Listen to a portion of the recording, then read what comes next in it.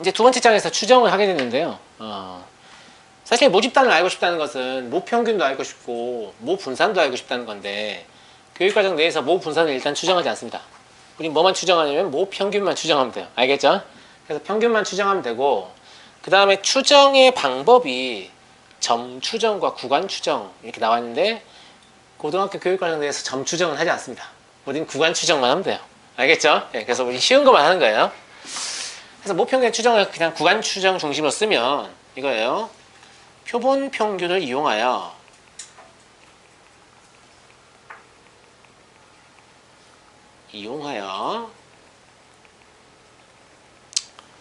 모평균이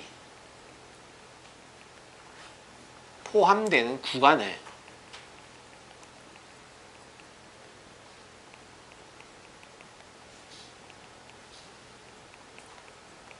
추정하는 것을 우리는 모평균의 추정이라고 합니다.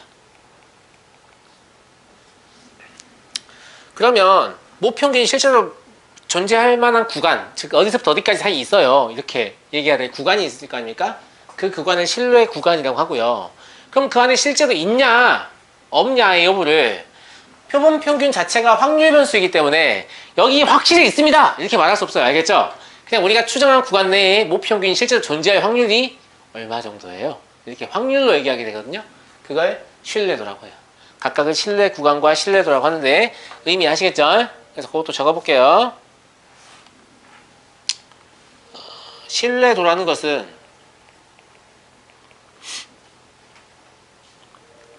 모평균이 포함될 구간에 모평균이 실제로 존재할 확률입니다.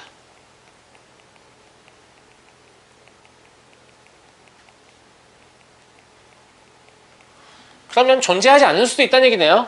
낮은 확률이지만 네, 실제로 우리가 추정 구간 내에, 즉 신뢰 구간 내에 모평균이 존재하지 않을 수도 있습니다. 아시겠죠? 그 다음에 신뢰 구간이라는 것은 얘가 신뢰 구간이 되는 겁니다. 아시겠죠? 네.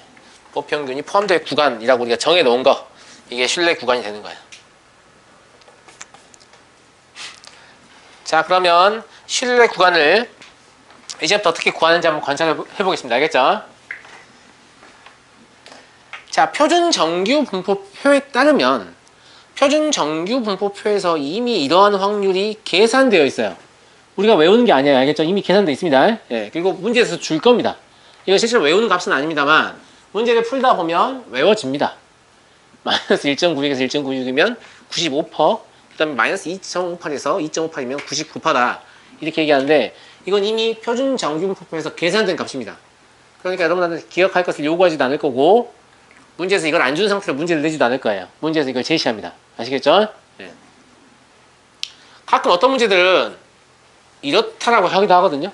그러니까 숫자 외워서 풀면 안 돼요. 문제 잘 읽어보셔야 돼요. 알겠죠? 네, 문제 시킨 대로 하셔야 되고요. 자, 모평균을 추정하는 방법은 그냥 역표준화예요. 뭐라고요? 역표준화.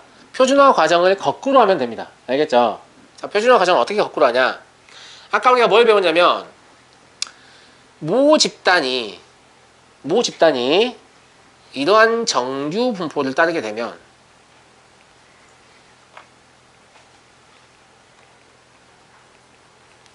표본 평균은 뭘 따른다고 했냐면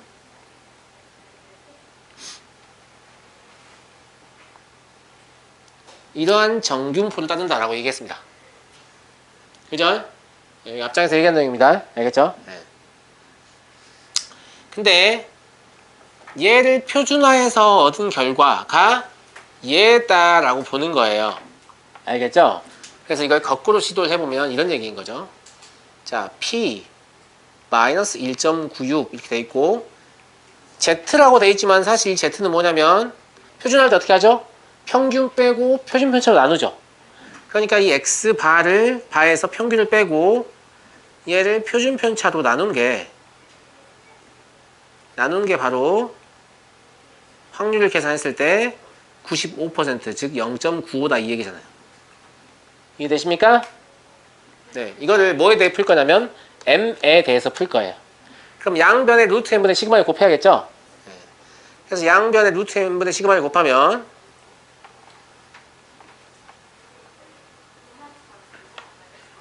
이렇게 될 거고,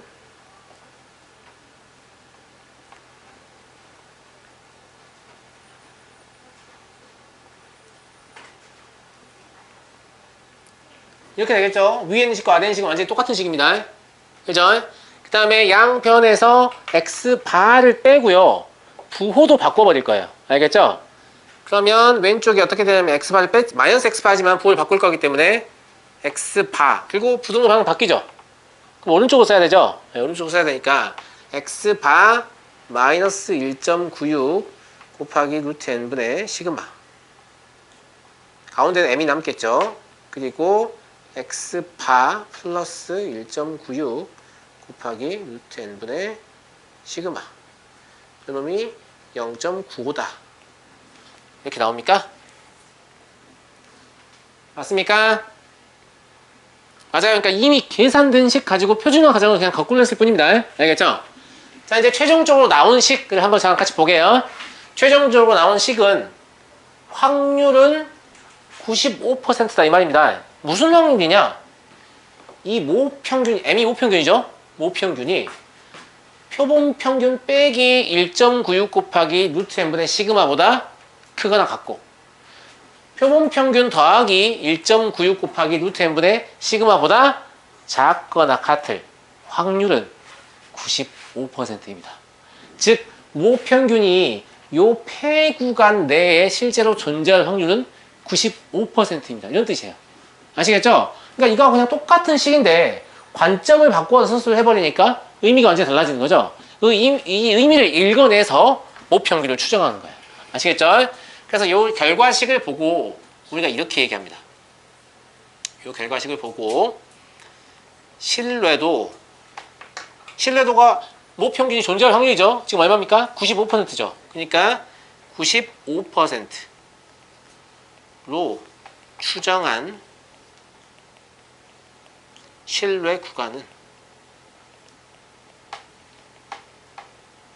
이걸 폐 구간으로 표현하면 x바 마이너스 1.96 곱하기 루트 n분의 시그마 컴마 x바 플러스 1.96 곱하기 루트 n분의 시그마다 라고 볼 수 있죠. 맞습니까? 그리고 이 구간 자체의 길이는 오른쪽 끝값에서 왼쪽 끝값 빼면 되잖아요. 실내 구간의 길이를 묻는 문제가 많기 때문에 따로 공식으로 기억해 두시면 좋은데, 실내 구간의 길이 요놈은 2 곱하기 1.96 곱하기 루트 n분의 시그마, 이게 되는 겁니다. 이해하시겠습니까? 그러면 신뢰도 99%로 추정한다고 해서 뭐가 달라질 것 같습니까? 다시 위의 식 보여드릴게요. 뭐가 달라질 것 같습니까? 우리가 1.96이라는 숫자를 쓴 데다가 뭐만 쓰면 되겠어요? 2.58이라는 숫자만 쓰면 될 겁니다. 정확히 똑같은 연산을 할 거니까요. 무슨 말인지 알겠죠? 그래서 그 내용도 추가로 적어보면 신뢰도 99%로 추정한 신뢰 구간은 x바 마이너스 2.58 곱하기 루트 n분의 시그마 컴마 x바 플러스 2.58 곱하기 루트 n분의 시그마 라고 볼 수 있을 겁니다. 이해되시죠? 네. 이때 신뢰 구간의 길이는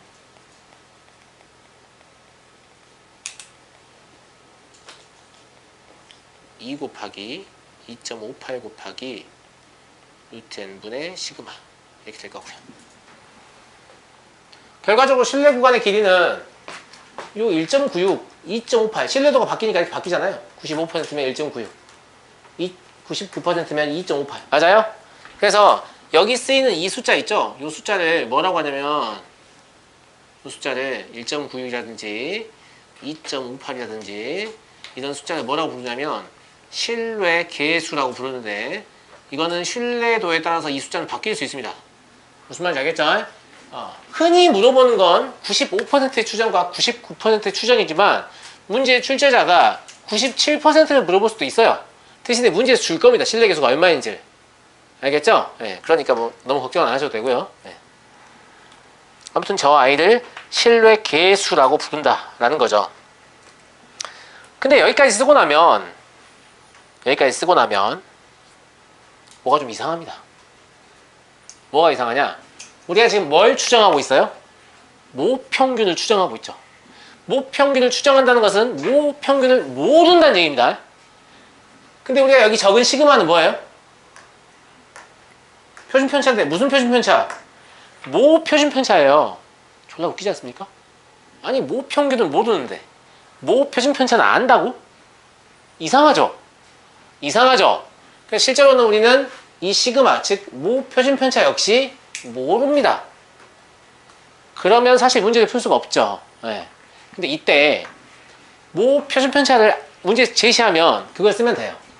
근데 모표준편차가 제시되어 있지 않은 문제는 반드시 뭐가 주어져 있냐면 표본표준편차가 주어져 있습니다. 표본표준편차는 표본평균의 표준편차와는 다릅니다. 표본표준편차가 주어져 있습니다. 이 모표준편차를 모를 때는 모표준편차 대신 표본표준편차를 사용해도 이 추정의 결과가 성립함이 알려져 있다. 이렇게 표현합니다. 알겠죠? 아주 단순하게 생각하면 문제에 나와 있는 표준편차 그냥 아무거나 갖다 쓰시면 돼요. 알겠죠?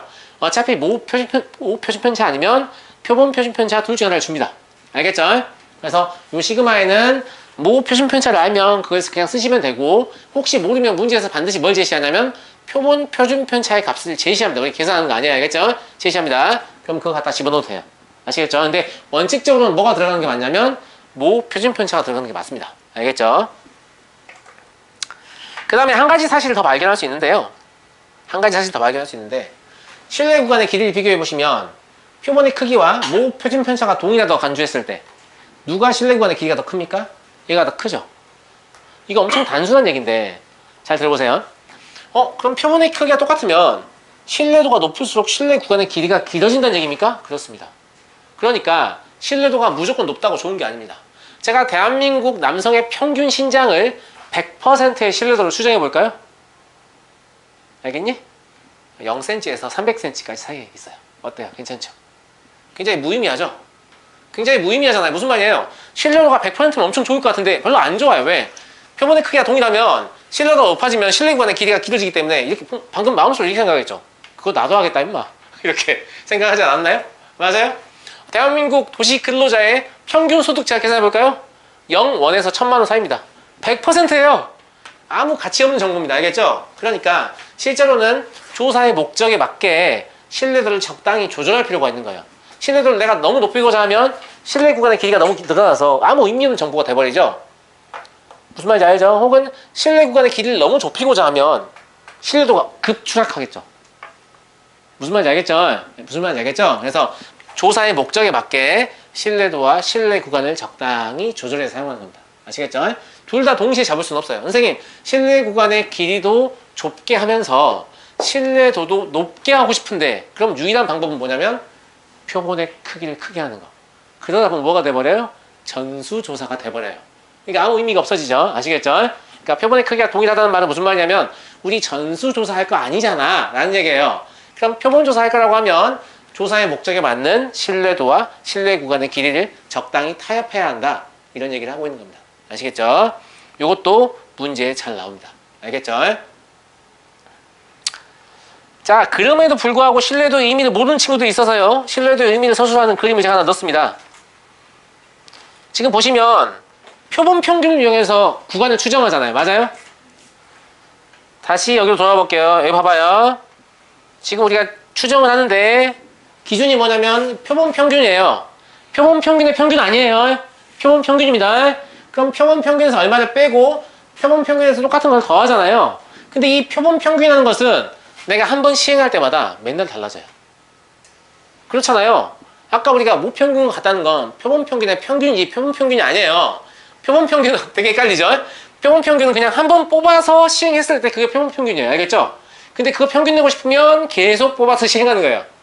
모든 가능한 경우의 수를. 그죠? 근데 그냥 추정한다고 하면 표본 뽑아서 평균 한번 딱 내고 끝입니다. 알겠죠? 딱 내고 끝이에요. 끝이니까. 그러면 실제로 내가 표본 어떻게 뽑았냐에 따라서 X반은 항상 달라져요. 맞아요? 그걸 나타내는 그림이 지금 뭐냐면 이거예요. 이 그림을 보시면 요 X1바라는 표본 평균일 때 추정해 보니까 이렇게 구간이 나오는데 여기 지금 평균이 걸려 있죠. 맞아요? 한 번 더 해봤어요. 그래서 한 번 더 해봤더니 X2가 표본 평균이었는데 요 구간 내에 보니까 평균이 이 구간 내에 없고 바깥쪽에 있네요. 그죠? X3라는 표본 평균일 때는 여기 사이에 평균이 걸쳐 있습니다. 그럼 실제로 실내 구간 내에 존재하는 거죠. X4라는 평균일 때도 표본 평균일 때도 이 실내 구간 내에 평균이 걸쳐 있습니다. 알겠죠? 그럼 이걸 여러 번 하다 보면 평균이 들어있을 수도 있고 안 들어있을 수도 있잖아요. 지금 여기서 안 들어있는 거 이게 하나밖에 없긴 한데 알겠죠? 들어있을 수도 있고 안 들어있을 수도 있잖아요. 근데 계속 하다 보면 1.96이니까 95%의 비율로 평균이 들어있다. 이런 얘기예요. 이해되십니까? 이걸 계속 하다 보면 95%의 비율로 들어있다. 그러면 한 번밖에 안 한다고 하면 95%의 확률로 존재한다는 뜻이죠. 아시겠죠? 아시겠죠? 그래서 서술을 해보면 이렇습니다. 실제 뜻의 서술을 해보면 모평균 M에 대한 신뢰도 95%. 이놈의 의미는 크기가 n인 표본을 여러 번 추출하여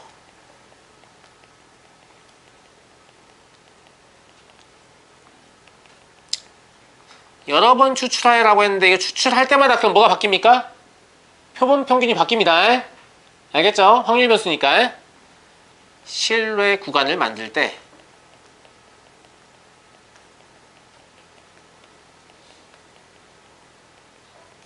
이 신뢰 구간 중에 몇 퍼센트가? 95%가 모평균 M을 포함한다 라는 뜻입니다.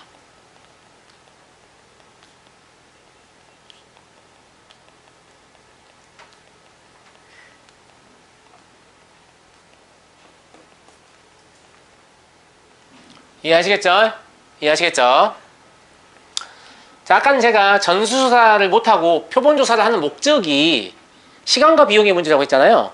그런데 또 다른 케이스가 나와요. 이 문제 보시면 적고 있어요? 적으세요. 전구를 대량 생산하고 있는 공장이 있습니다. 근데 어느 날 100개의 전구를 임의로 추출하여 수명을 조사한 결과 평균이 500시간, 표본 편차가 40시간이었다 이렇게 나왔잖아요. 야, 그럼 니네 생각해봐. 니네 지금 전구의 수명을 조사해야 돼. 그럼 뭐 해야 되냐? 전구를 꺼내서 여기다 꼽고 꺼질 때까지 기다려야 돼요. 알겠죠? 선생님, 정확한 결과를 위해서 전수조사를 하고 싶습니다. 그러면 공장에 생산된 모든 전구를 여기 꼽고 꺼질 때까지 기다려요. 그래서 평균 내고 표준 편차 구했어요. 이제 뭐 팔 거예요? 뭐 팔 거냐고. 다 버려야 될 거 아니야. 맞아요, 맞아요. 그러니까 실제로 표본조사라는 게 엄청 중요하구나. 전수조사가 무조건 능사가 아니라는 거죠. 판매 못해요. 아시겠죠? 그것도 그래요. 음식 뭐 이렇게 가공식품 같은 걸 내가 전수조사를 할 거야. 이물질 인정제 딱 갈라서 확인할 거 아니야. 갈라서 확인 다 했어요. 이게 뭐 팔 거예요? 팔 게 없단 말이에요. 아시겠죠? 아시겠죠? 예.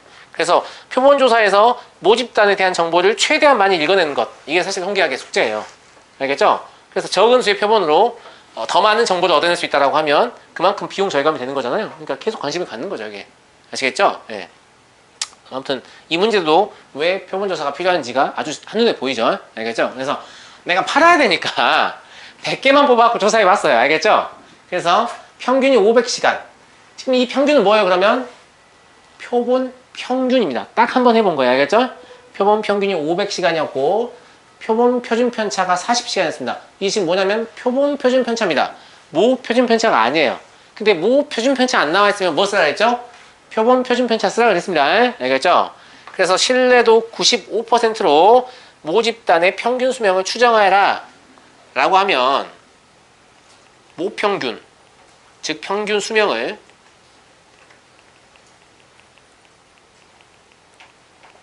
m이라 하면 지금 95%죠. 맞아요?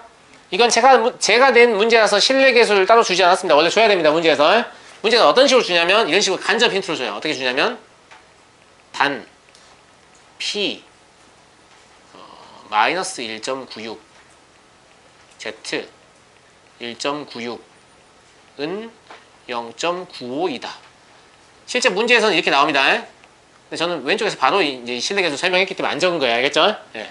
실제 문제에서 이렇게 나오면 아, 실내계수가 1.6이라는 얘기구나. 이렇게 보시면 돼요. 근데 이걸 외우시면 안 돼요. 왜냐면 외우면 문제에서 마이너스 2라고 2 이렇게 뻔히 써있는데 지가 외운 대로 쓰고 있어요. 1.96. 무슨 말인지 알겠죠? 예. 그래서 문제에서 찾아서 쓰셔야 됩니다. 알겠죠? 그러면 요 m이라는 놈은 어떻게 존재하냐면 표본 평균 마이너스 1.96 곱하기 루트 표본의 크기 분의 원래 이 자리에 모 표준 편차가 와야 되는데 표본 표준 편차밖에 안 나와 있죠? 그러니까 그냥 40을 씁니다. 그리고 m 하고 500 플러스 1.96 곱하기 루트 100분의 40 이렇게 되겠죠? 계산 제가 하지 않겠습니다. 알겠죠? 예.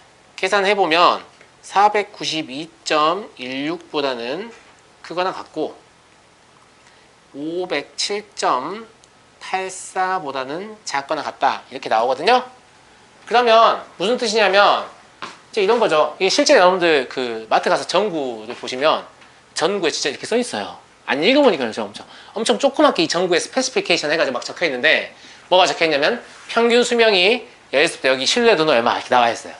알겠죠? 그럼 그거 보고 생각하는 거죠. 내가 이 전구를 사면서 아 얘는 최소 492.16시간 동안 켜져 있을 거고 최대 507.84시간 동안 켜져 있을 텐데 그럴 가능성이 몇 %다?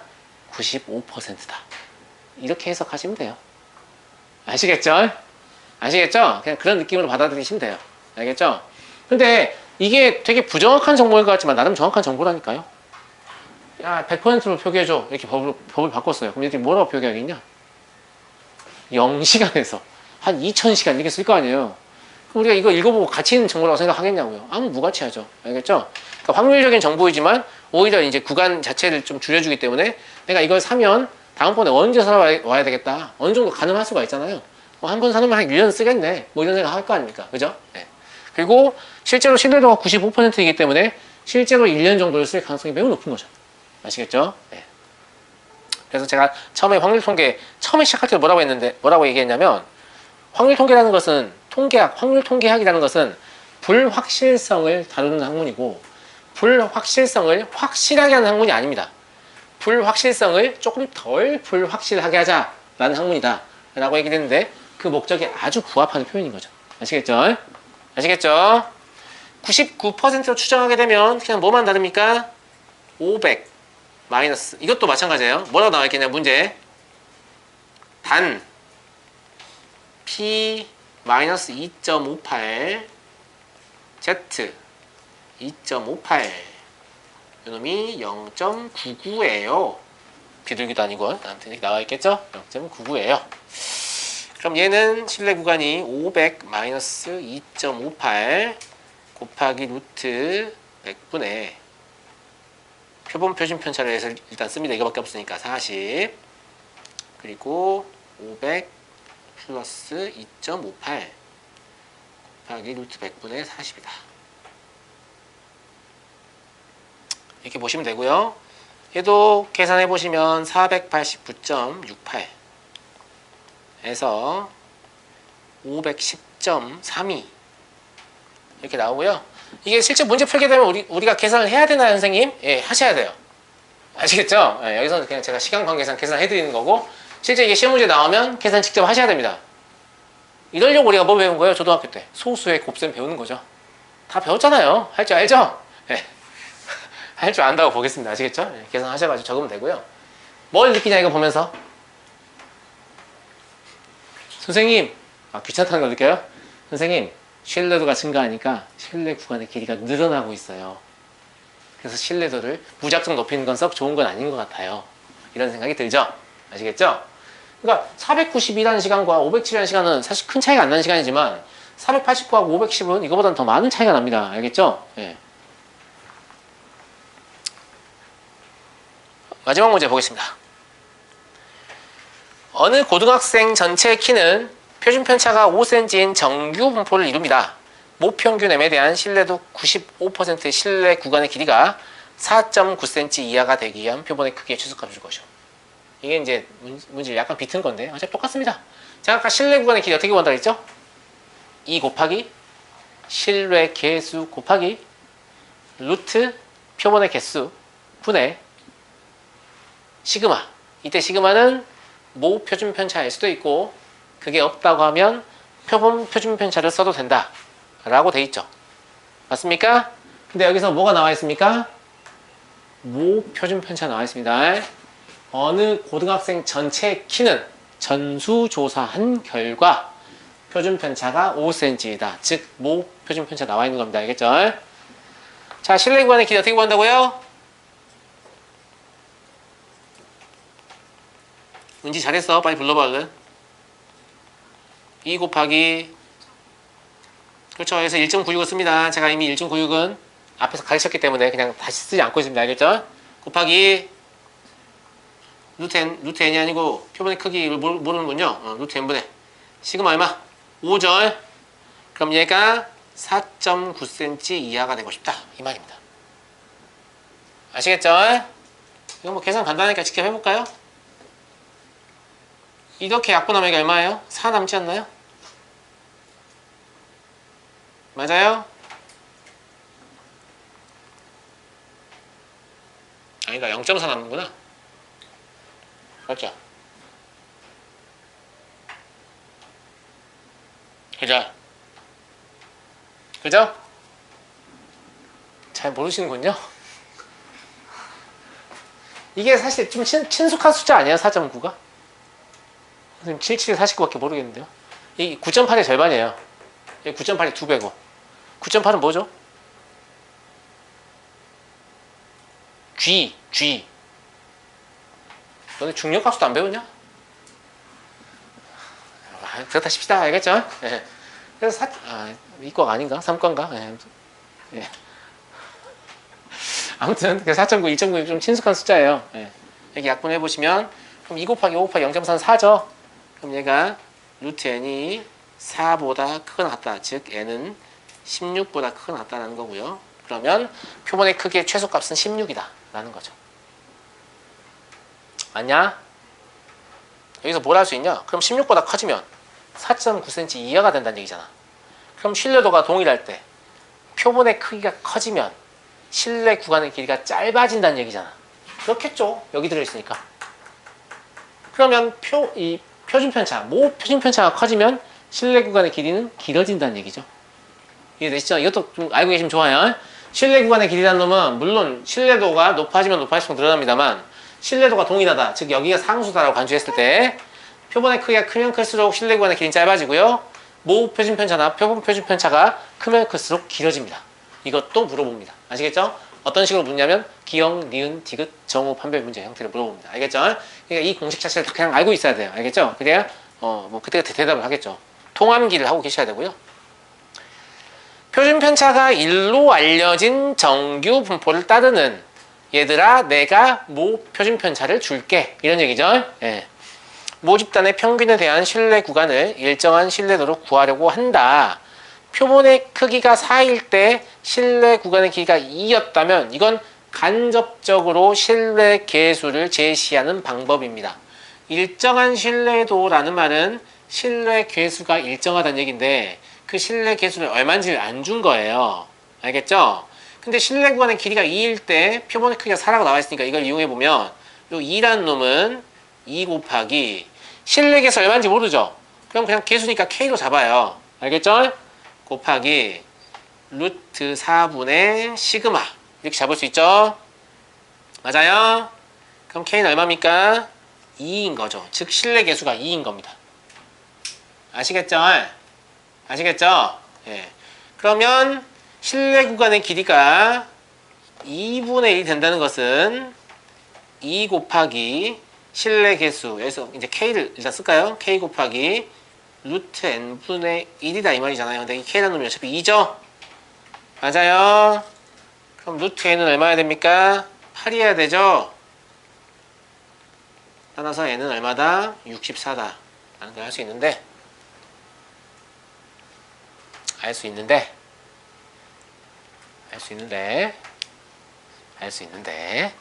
근데 사실 이렇게 안 풀어도 되죠. 이건 이제 아까 제가 말씀드렸잖아요.